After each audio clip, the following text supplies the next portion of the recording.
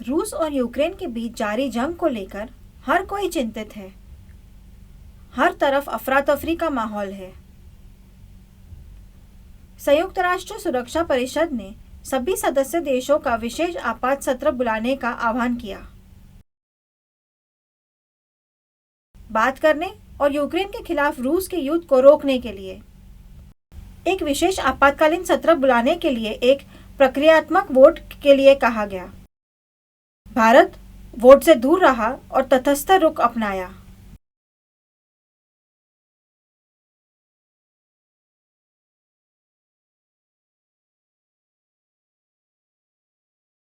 भारत की तरह चीन और यूएई भी वोट से दूर रहे। हालांकि भारत ने बेलारूस सीमा पर बातचीत करने के रूस और यूक्रेन के फैसले का स्वागत किया।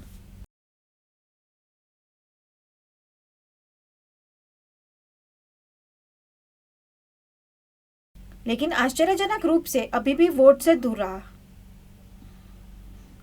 संयुक्त राष्ट्र में यूक्रेन के राजदूत सर्गी किस्लित्सा ने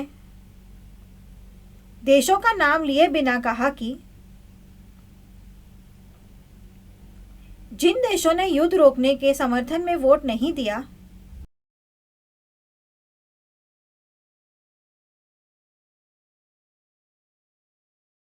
आपके नागरिक यूक्रेन में हैं और वहां की स्थिति खतरनाक है।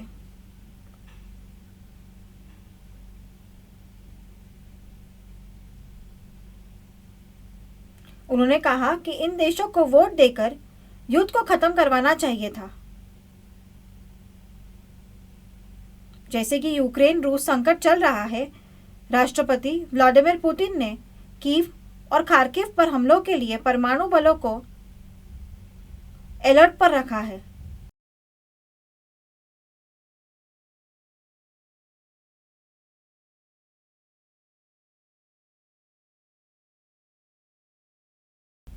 खार्किव और कीव में भारतीय चिंतित है और वहां से भाग रहे हैं।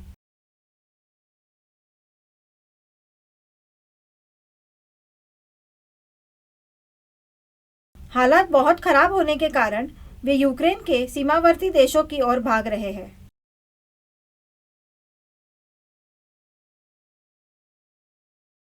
सड़क पर पड़े सूटकेस और अन्य सामान और लोगों के साथ मारपीट के चौंकाने वाली तस्वीरें सामने आ रही है।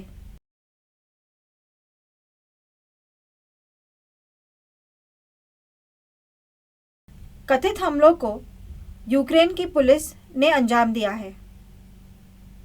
एक वीडियो में महिलाओं को मार रहे हैं और पीछे गोलियों की आवाज आ रही है। एक अन्य वीडियो में वर्दी में एक व्यक्ति सूटकेस के साथ चल रहे एक अन्य व्यक्ति को लात मारते हुए दिखाई दे रहा है।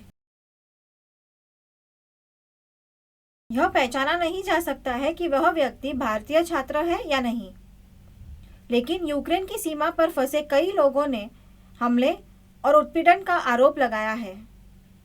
लोगों के साथ मारपीट की जा रही है, बाल खींचे जा रहे हैं, चेहरे पर मुक्के मारे जा रहे हैं और सीमा पार कर दूसरे देशों में नहीं जाने दिया जा रहा है। भारतीय छात्र बहुत पीड़ित हैं और मदद की गुहार लगा रहे हैं।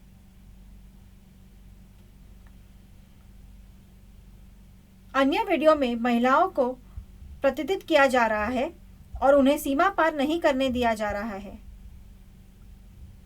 छात्रों को प्रताड़ित किया जा रहा है और उनके बाल खींचे जा रहे हैं। हमलों के बाद भागने की कोशिश कर रही एक भारतीय छात्रा मालविका ने एक वीडियो में कहा कि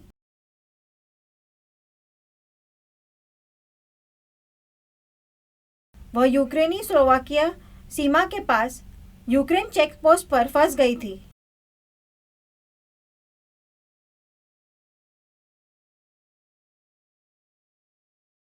उन अन्य लोगों के साथ जो स्लोवाकिया जाना चाहते थे, उन्हें गार्डों ने रोक दिया। बिना भोजन और पानी के 12 घंटे तक फंसे रहने से उन्हें काफी परेशानियां हुई। स्लोवाकिया दूतावास मदद के लिए तैयार है, लेकिन यूक्रेन उन्हें जाने नहीं दे रहा है।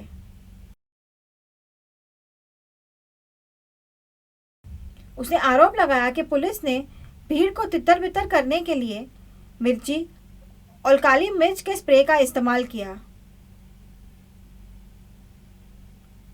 उन्हें तितर-बितर करने के लिए उन्होंने इन स्प्रे का इस्तेमाल 3 बार किया।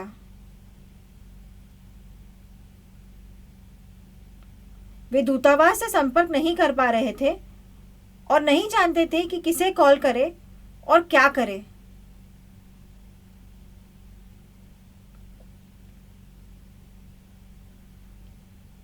एक अन्य छात्रा मानसी चौधरी ने कहा कि हालात दिन ब दिन बदतर होते जा रहे हैं।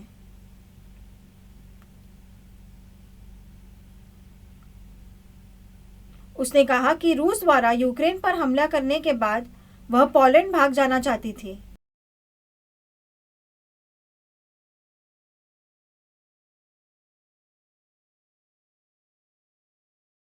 उसने कहा, हमें पोलैंड जाने की अनुमति नहीं थी।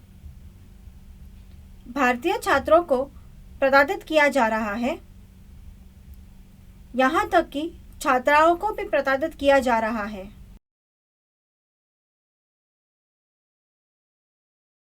भारतीय दूतावास के राजनयिक भोजन और आश्रय देकर हमारी मदद कर रहे हैं, लेकिन यूक्रेन सीमा रक्षक हमें पार नहीं करने दे रहे हैं। मैं यहाँ 3 दिन से हूँ। कुछ महिलाओं को उनके बालों से खींचा जा रहा है और यूक्रेनी सेना द्वारा डंडों से और लात मार कर उन्हें प्रताड़ित किया जा रहा है। वे सब रो रहे हैं। 3 दिन इंतजार करने के बाद भी सीमा पार नहीं करने देने के बाद चौधरी अब वापस अपने हॉस्टल लौट रही है। चौधरी ने कहा कि वह अपनी रणनीति का पुनर्मूल्यांकन करेगी और वैकल्पिक रास्ते आजमाएगी। यह आसान नहीं है क्योंकि वे बहुत पीड़ित हैं। भारतीय छात्रों के एक समूह ने कहा कि वे बहुत डरे हुए हैं क्योंकि लोगों ने बंदूक के साथ उनके छात्रावास में प्रवेश किया। वे ये भी नहीं जानते कि वे यूक्रेनी थे या रूसी सैनिक। उन्होंने हॉस्टल में फायरिंग की और उन्हें अपनी जान बचानी पड़ी। 200 से ज्यादा छात्र छात्रावास में फंसे हुए हैं। सुरक्षा नहीं है और गेट भी टूटा हुआ है।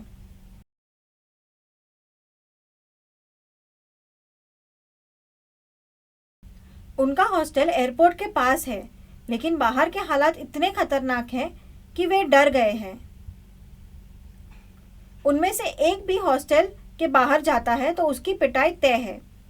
उनका वीडियो वायरल हो गया है। कांग्रेस नेता राहुल गांधी ने भी एक वीडियो शेयर किया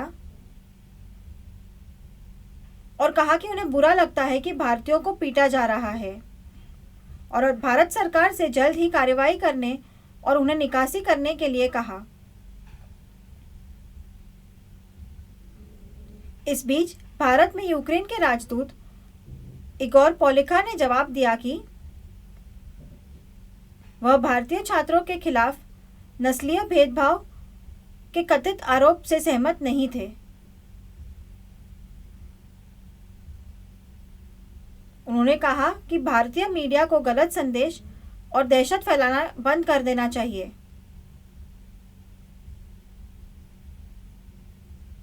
सभी को कतार में इंतजार करने को कहा गया था, लेकिन जब कुछ लोगों ने खुद ही जाने की कोशिश की तो बल का प्रयोग किया गया। भेदभाव के बारे में झूठे संदेश ना फैलाएं। प्रधानमंत्री नरेंद्र मोदी ने यूक्रेन में फंसे छात्रों को निकालने के लिए उच्च स्तरीय बैठक बुलाई। मंत्री हरदीप पुरी, ज्योतिरादित्य सिंधिया, किरेन रिजिजू और जनरल वीके सिंह छात्रों को निकालने में मदद के लिए यूक्रेन के पड़ोसी देशों की यात्रा करेंगे। एक चौंकाने वाली खबर में फीफा और यूईएफए ने रूसी राष्ट्रीय टीम को सभी अंतर्राष्ट्रीय फुटबॉल प्रतियोगिताओं से निलंबित कर दिया है।